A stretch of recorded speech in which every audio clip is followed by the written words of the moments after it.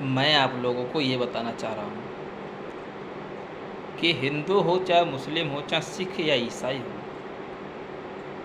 आपस में बैर रखने से पहले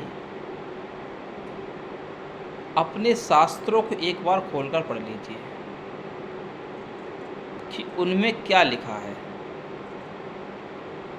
हिंदू लोग वेद शास्त्र को उठाकर पढ़े और उसमें देखे कि एकेश्वरवाद का ही सिद्धांत है।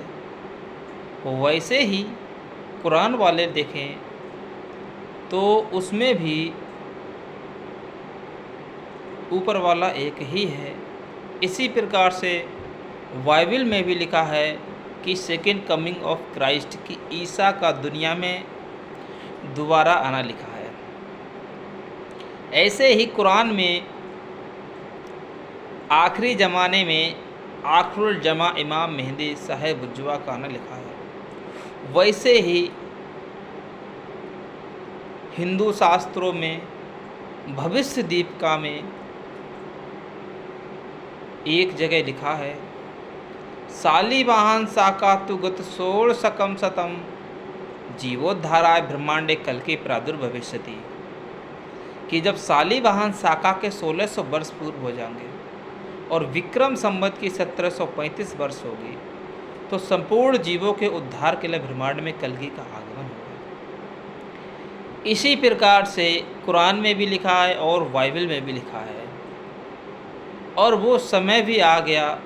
ना तो हिंदुओं ने बात को समझा, ना मुस्लिमों ने समझा, ना ईसाइयों ने, ना सिख ने।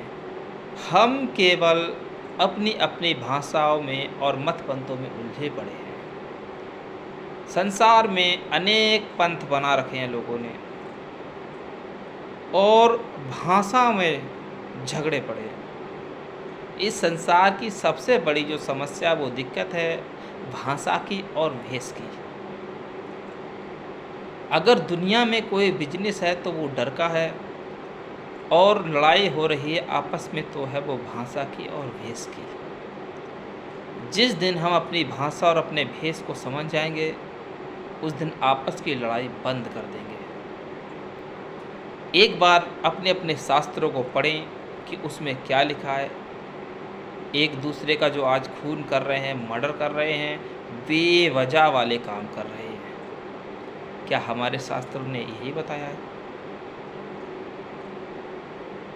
या दूसरे लोग जो पढ़ रहे हैं उन्होंने यही बताया?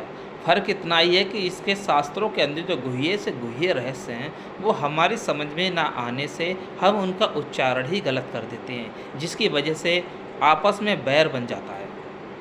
अगर हम अपने शास्त्र को खोलकर जो गुह्य से गुह्य बातें हैं इनको समझें तो कभी भी किसी प्रकार की दिक्कत नहीं होगी।